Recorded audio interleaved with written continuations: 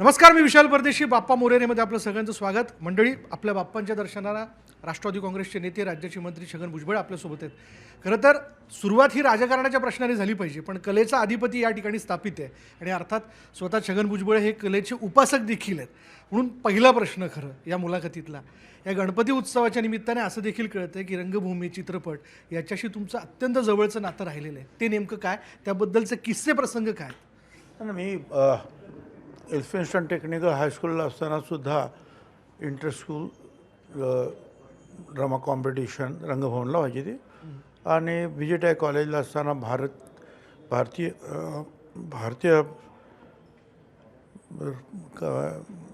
भवन जे ना तिथे जे आहे ना इंटर कॉलेजिएट ड्रामॅटिक कॉम्पिटिशन व्हायची. तर ठीक आहे, त्यातलं काही बेस्ट प्राईज मिळाले. अनेक वेळेला हौस होती VJTIला असतानासुद्धा. नंतरसुद्धा एक 2-3 सिनेमासुद्धा प्रोड्यूस केले. छोट्या मोठ्या काही भूमिका त्याही गंमत म्हणून केल्या. काय पण काय माहिती का, नेता अभिनेता त्याच्यामध्येच नेता आहे. हां, अभिनेत्यामध्येच नेता आहे. दोन्ही आहे ना त्याच्यात. अभिनेता त्याच्यात नेता हा त्याचा समावेश असल्यामुळे आता ह्या भूमिकेत आहे. आणि रोज नवीन नवीन स्क्रिप्ट आमच्या पुढे असतं आहे. रोज नवीन नाटक, अप डाऊन चालू असतात ते सगळे.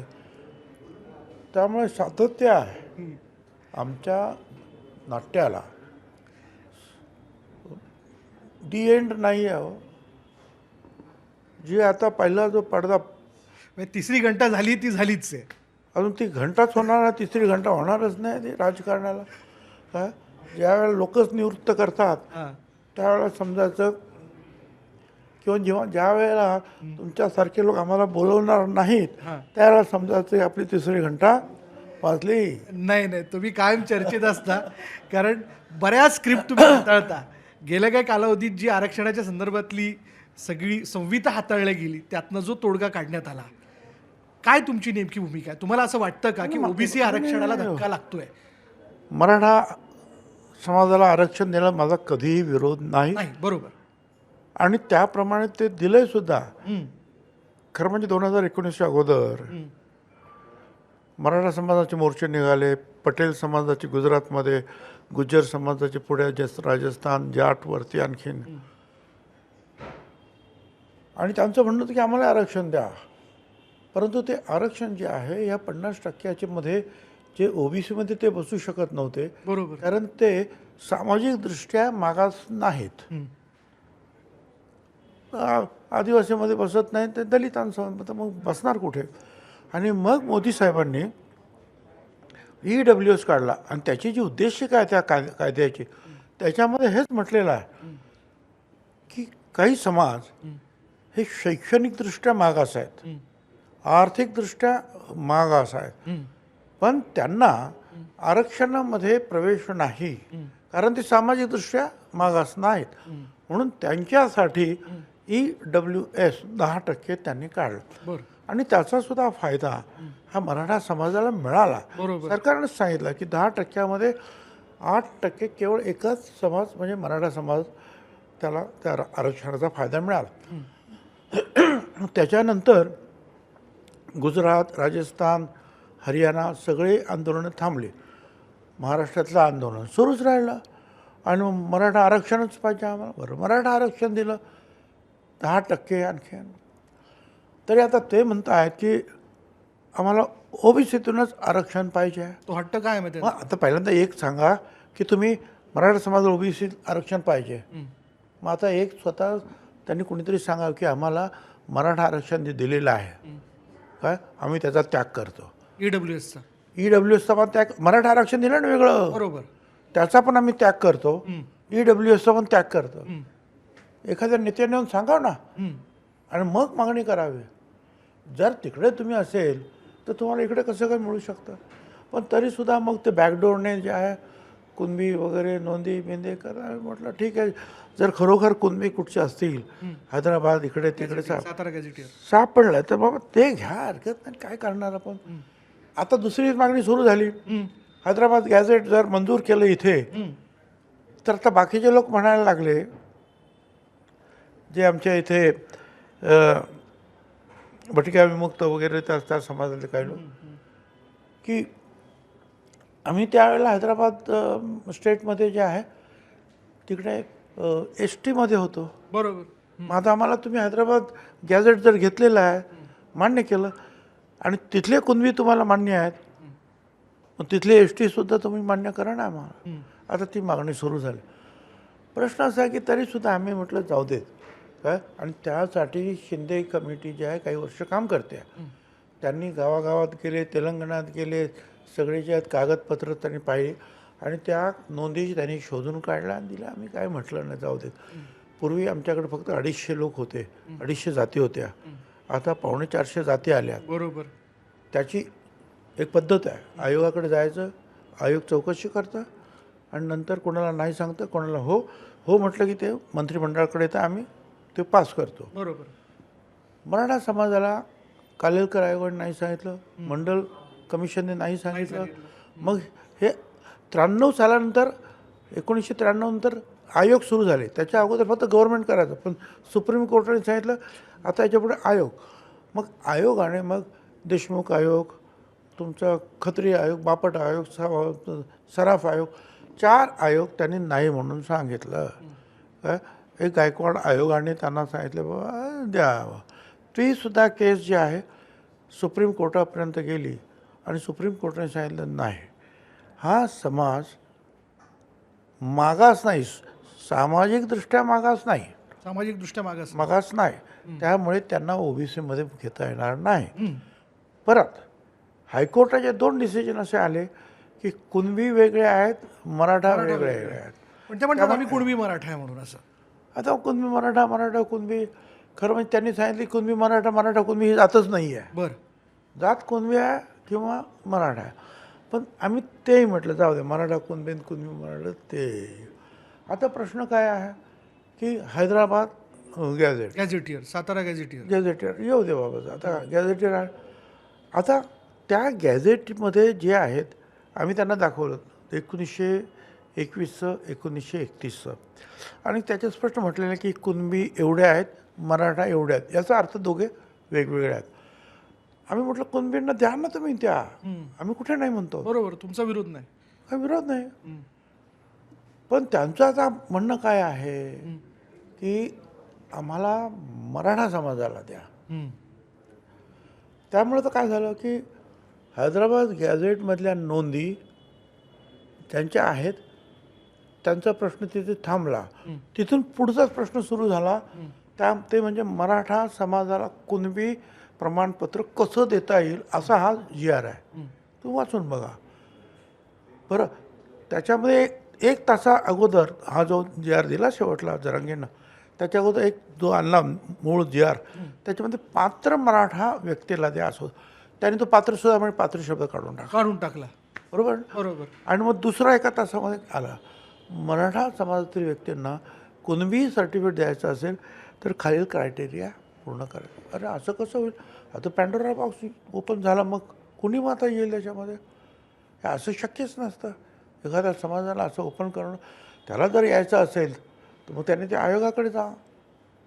पण आयोगाला टाळून, हायकोर्टाचे निर्णय बाजूला सारून, सुप्रीम कोर्टाचे निर्णय बाजूला सारून तुम्हाला कसं आहे मराठा समाजाला कुणबी प्रमाणपत्र द्यायचं कसं सांगता येईल. म्हणजे ओबीसीमध्ये घ्या हे नव्हे. तुम्ही नाराज आहात? मी नाराज म्हणजे असणार ना हो. एका बाजूला तुम्ही सांगता की ओबीसीमध्ये त्याला आम्ही धक्का लावणार नाही, आणि दुसरीकडे जे आहेत तुम्ही एवढे मोठे समाज जर त्याच्यामध्ये आले तर मला तुम्ही सांगा धक्का लागणार नाही. साधा मनुष्य सांगेल, एका घरामध्ये 10 माणसं राहतात, आम्ही त्या 10 माणसाला धक्का लावत नाही, त्यांना बाहेर काढत नाही, मग फक्त आम्ही दुसरी 10 माणसं आणखीन घुसवतो. अरे म्हणजे त्या पहिल्या 10 माणसाचं काय, त्यांच्यावर अडचण येणार की नाही येणार? येणार ना, जागेमध्ये याच्यात त्याच्यात तोच प्रकार आहे. वाटेकरी होणार की नाही? झालेच ना. मुख्यमंत्री म्हणतात आम्ही छगन भुजबळांशी चर्चा केली आहे, ते काही नाराज नाही आहेत, ते काही नाराज होऊन मंत्रिमंडळाच्या बैठकीतनं उठून गेले नाही, आम्ही त्यांचं समाधान केलं आहे, मसुदा त्यांना विचारून ठरवला. नाही, सॉरी, हा मसुदा आम्हाला कुणालाही विचारात न घेता झालेला आहे. हरकती, सजेशन्स ज्या आहेत, सूचना, त्यासुद्धा मागवण्यात आलेल्या नाहीत. अचानक आणून एक परिस्थिती, विशिष्ट परिस्थिती निर्माण झाली त्या भागामध्ये, आपल्या सगळ्यांना माहिती आहे. आणि हायकोर्टात त्याच्यामध्ये त्यांना बोलावं लागलं आणि मग नंतर मोठा पोलीस फोर्स आला आणि त्यातून अशी एक विचित्र परिस्थिती झाली. आणि त्या परिस्थितीच्या पोटी जो आहे, हे पटापट एक म्हणजे एक निर्णय, एक जी आर झाला, एका तासात ताबडतोब दुसरा बदलून तो म्हणाला हे नाही पाहिजे, बरं नाही पाहिजे, चल ताबडतोब. हे जे आहे हे त्या विशिष्ट परिस्थितीमध्ये झालं. तो ड्राफ्ट आम्हाला कुणालाही माहिती नाही, मंत्रिमंडळात सुद्धा माहिती नाही. ती उपसमिती जी आहे त्यांनी तो केला, मुख्यमंत्र्यांना वगैरे दाखवलं असेल, मंत्रिमंडळासमोर सुद्धा आला नाही, इतरांच्या सुद्धा हरकती आल्या नाही. प्रश्न असा आहे की हे अशा रीतीने तुम्हाला एखाद्याचा आरक्षणाचा दरवाजा ओपन करण्याचा अधिकार कुणाला नाही आहे. त्याच्यावर हायकोर्ट आणि सुप्रीम कोर्टाने तुम्ही त्यांना कशा ओव्हररूल करणार. तर माझा जो आहे, मंत्र्यांना मुख्यमंत्री कोणाला मी काही नाराज नाही आहे. मला फक्त जो अचानक हे जे काही त्या घाईपोटी जे केलेलं आहे, दबावपोटी झालं, दबावापोटीच झालं ते. आणि म्हणून आता दुसरा काय मार्ग आहे, फक्त कोर्टात जाऊन तो नीट करून घेणं. त्याला काय रायडर्स सूचना वगैरे काहीतरी इतर ते काहीतरी जे आहे त्याला बसवलं पाहिजे ना, म्हणून कोर्टात जायला पाहिजे. कारण राजकारणामध्ये सरकार जेव्हा एखादा निर्णय घेतं त्याला आपल्याला एक तर जे आहे की आंदोलन करणं आणि दुसरा मार्ग कोर्टात जाणं. आता आंदोलनं जे आहेत, आम्ही सांगितलं की बा